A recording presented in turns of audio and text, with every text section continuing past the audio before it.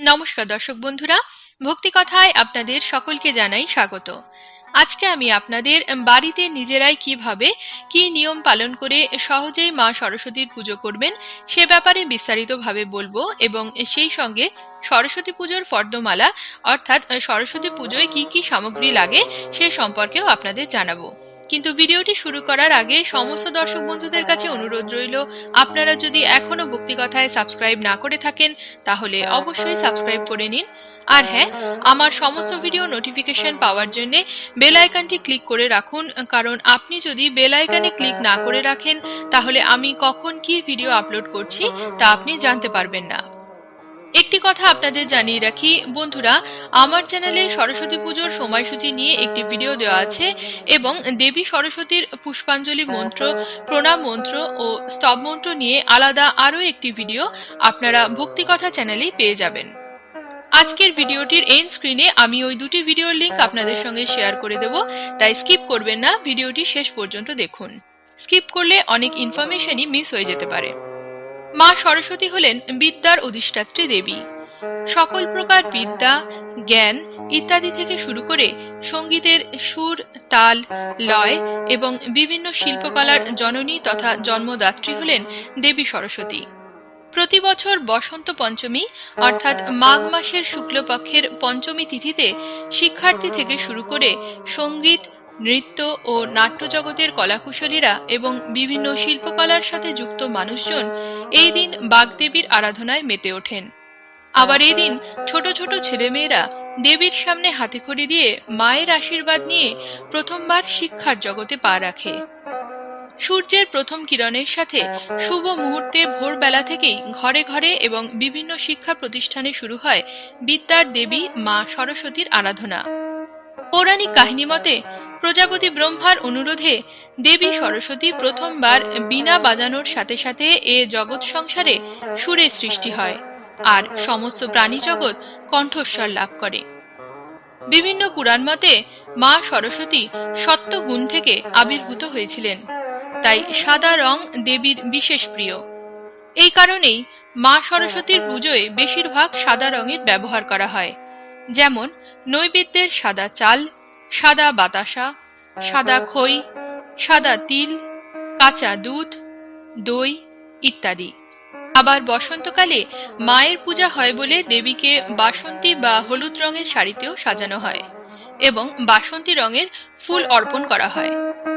তাহলে এবার চলুন বন্ধুরা, বাড়িতে কিভাবে কি নিয়ম মেনে সরস্বতী পুজো করা যাবে তার সরল পদ্ধতি জেনে নেওয়া যাক। সবার প্রথমে সরস্বতী পুজোর দিন সকালে উঠে গায়ে কাঁচা হলুদ বাটা মেখে স্নান করা উচিত।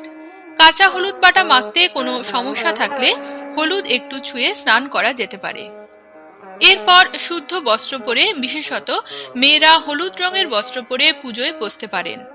হলুদ রঙের বস্ত্র না থাকলে কালো বাদে অন্য যে কোনো রঙের শুদ্ধ বস্ত্র পরে পুজোয় বসতে পারেন। প্রথমে ঠাকুর ঘর বা পূজার স্থান ভালোভাবে পরিষ্কার করে মুছে নিয়ে গঙ্গা জল ছিটিয়ে শুদ্ধ করে নিতে হবে। এরপর বাজার থেকে আনা সমস্ত পুজো সামগ্রীতে এবং ফুল বেল পাতায় গঙ্গা জল ছিটিয়ে শুদ্ধ করে নিতে হবে। এবার একটি পরিষ্কার জলচৌকিতে আলপনা এঁকে সাদা বা হলুদ অথবা বাসন্তী রঙের বস্ত্র পেতে তার উপর দেবীকে উত্তর বা পূর্ব দিকে বসাতে হবে, যাতে আপনি উত্তর বা পূর্ব দিকে মুখ করে বসতে পারেন।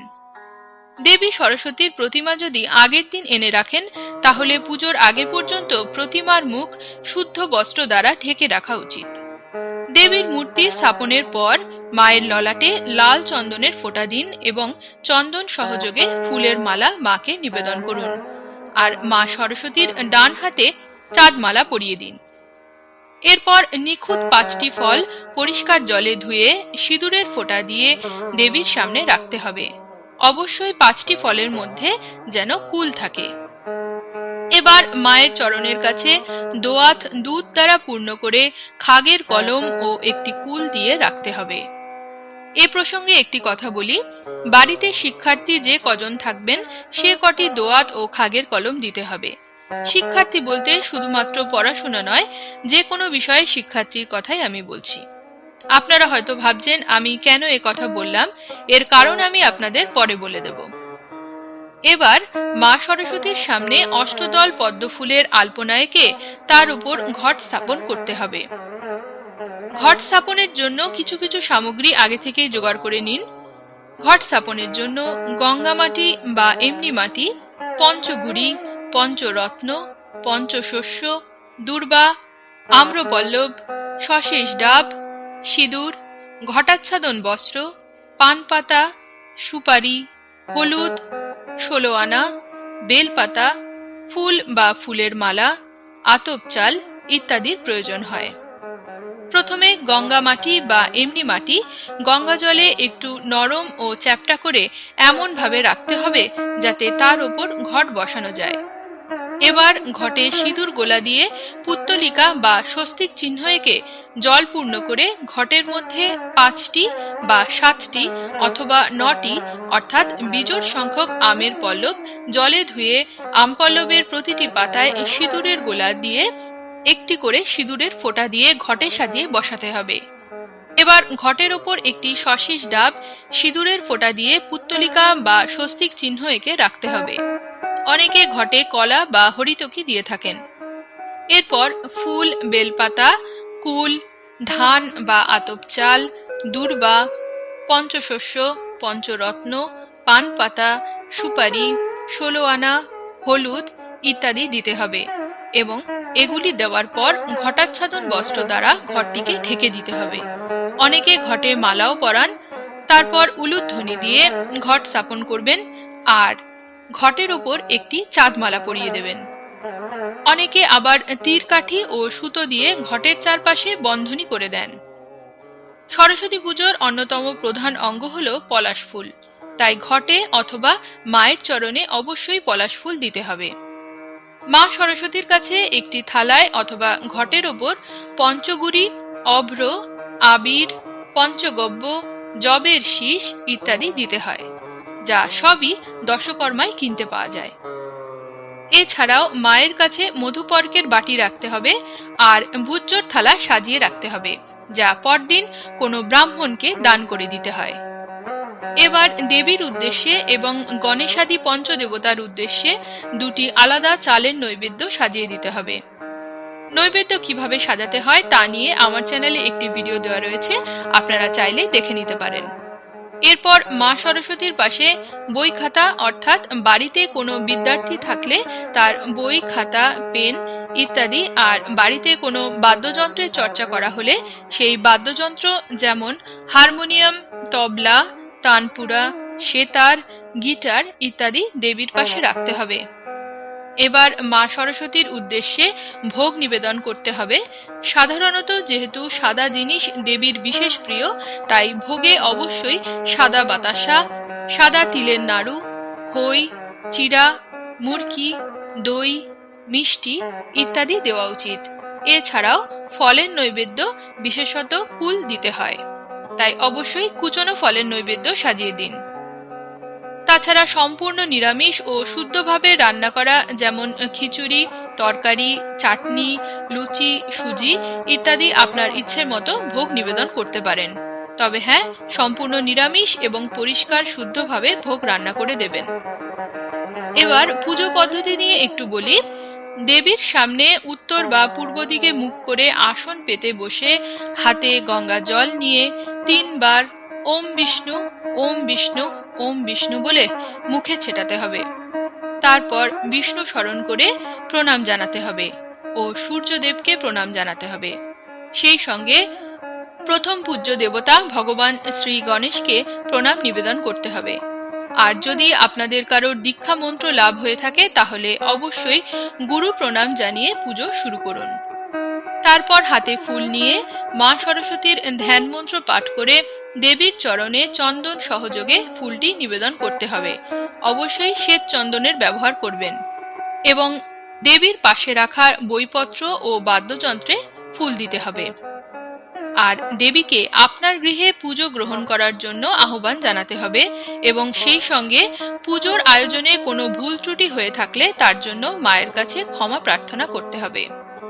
তারপর দেবী সরস্বতীর স্তবমন্ত্র পাঠ করতে হবে এবং হাতে শ্বেত চন্দন সহযোগে ফুল, বেলপাতা নিয়ে 3 বার পুষ্পাঞ্জলি মন্ত্র পাঠ করে মাকে পুষ্পাঞ্জলি দিতে হবে।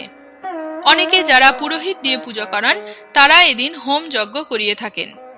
সবশেষে দুহাত জোর করে মায়ের প্রণাম মন্ত্র পাঠ করে মাকে প্রণাম নিবেদন করতে হবে। দেবী সরস্বতীর ধ্যান মন্ত্র, স্তব মন্ত্র, পুষ্পাঞ্জলি মন্ত্র ও প্রণাম মন্ত্র নিয়ে আমার চ্যানেলে ভিডিও দেওয়া রয়েছে, আপনারা চাইলে দেখে নিতে পারেন। অবশেষে শঙ্খ বাজিয়ে উলুধ্বনি দিয়ে কর্পূর সহযোগে ধূপ, দীপ, পঞ্চপ্রদীপ, চামর, জলশঙ্খ, ফুল ইত্যাদি দ্বারা আরতি করতে হবে এবং বইখাতা ও বাদ্যযন্ত্রেও ধূপ দ্বীপ দেখাতে হবে। পূজার পরদিন দেবীর আশীর্বাদ স্বরূপ দেবীর চরণে অর্পিত করা বেলপাতায় দেবীর পাশে রাখা দুধের দোয়াত ও খাগের কলম দিয়ে ওম সরস্বত্যৈ নমঃ এই মন্ত্রটি লিখে মায়ের চরণে স্পর্শ করিয়ে সযত্নে বইয়ের ভেতর বা বাদ্যযন্ত্রের ভেতরে রাখতে হবে। অবশ্যই খেয়াল রাখবেন যাতে সেই বেলপাতায় কারোর পা না লাগে। পঞ্চমী ছেড়ে গেলে পরদিন শনি মঙ্গলবার বাদ দিয়ে মায়ের মূর্তি বিসর্জন করতে হবে। আর যারা মায়ের মূর্তি সারা বছর গৃহে রেখে আরাধনা করেন তারা পুজোর পরদিন শনি মঙ্গলবার বাদে পঞ্চমী ছেড়ে গেলে পুজোর ফুল, মালা, বেলপাতা জলে বিসর্জন দেবেন। আর আপনি যদি মাটির ঘটে পুজো করেন তাহলে সেই ঘটটিকেও জলে বিসর্জন দিতে হবে। পুজোর পরদিন দই, খই, চিড়া, মিষ্টি, গুড় ইত্যাদি দ্বারা দধিকর্মা বানিয়ে প্রসাদ রূপে গ্রহণ করা উচিত। এবার চলুন বন্ধুরা, সরস্বতী পুজোয় কি কি উপকরণ প্রয়োজনীয় বা কি কি পূজা সামগ্রীর দরকার সে ব্যাপারে জেনে নেওয়া যাক। তিল, হরিতকি, গঙ্গা মাটি, গঙ্গা জল, পঞ্চগুড়ি, পঞ্চগব্য, পঞ্চশস্য, পঞ্চরত্ন, পঞ্চপল্লব, একটি ঘট, একটি দর্পণ, একটি ঘটাচ্ছাদন গামছা, একটি শশীষ ডাব, একটি কুণ্ডহাড়ি, একটি তেকাঠা, ঘটের চারপাশ বেষ্টনীর জন্য 4টি তীরকাঠি, অগরু, বরণডালা, শ্বেতচন্দন, চাঁদমালা, একটি থালা, একটি ঘটি, শঙ্খ, লৌহ, রচনা, নথ, আবির, অভ্র, কুল, আমের মুকুল, জবের শীষ, দুধ, দোয়াত, খাগের কলম, একশরা আতপ চাল, বেলপাতার মালা, ফুল ও ফুলের মালা, কাঁচা হলুদ, আসন, সিঁদুর, পুরোহিত বরণ, মধুপর্কের বাটি, মায়ের শাড়ি, নৈবেদ্য, কুচো ফলের নৈবেদ্য, ভোগের দ্রব্যাদি, কর্পূর, পূর্ণ পাত্র, ভূজ্যদান সামগ্রী, দক্ষিণা, হোমের জন্য বালি, কাঠ, খড়কে, 1 সের ঘি, পান, সুপারি, পানের মশলা, 28টি নিখুঁত বেলপাতা, পলাশ ফুল, কুল, সাদা তিল, বাতাসা, চিড়া, দই ইত্যাদি প্রয়োজনীয়। এগুলি সবই বাজারে অথবা দশকর্মার দোকানে গিয়ে সংগ্রহ করতে পারেন। যারা পুরোহিত দ্বারা পুজো করাবেন তারা এই সকল পূজা সামগ্রী অবশ্যই সংগ্রহ করুন, কারণ পুরোহিত দ্বারা পুজো করালে এই সকল সামগ্রী দরকার হবে। সরস্বতী পূজার দিন অবশ্যই নিরামিষ আহার করা উচিত। এদিন কোনো গাছ কাটা উচিত নয়, আর কোনো প্রকার ক্ষৌরকর্ম যেমন নখ, চুল, দাড়ি ইত্যাদি কাটাও উচিত নয়। আজকে তবে এ পর্যন্তই রইল বন্ধুরা। আশা করি আজকের ভিডিওটি আপনাদের নিশ্চয়ই ভালো লেগেছে। ভিডিওটি যদি আপনাদের ভালো লেগে থাকে তাহলে অবশ্যই আমার চ্যানেলটিকে সাবস্ক্রাইব করবেন এবং ভিডিওটিতে লাইক করতে ভুলবেন না। আমার সমস্ত ভিডিওর নোটিফিকেশন সবার আগে পাওয়ার জন্য বেল আইকনটি অবশ্যই প্রেস করে রাখুন। পৌরাণিক আরও অন্যান্য কাহিনী এবং পুজো সম্পর্কিত যাবতীয় তথ্য জানতে আমার সঙ্গে থাকুন এবং দেখতে থাকুন ভক্তিকথা। আমার চ্যানেলের পক্ষ থেকে আপনাদের সকলকে জানাই শুভ সরস্বতী পুজোর আন্তরিক প্রীতি ও শুভেচ্ছা।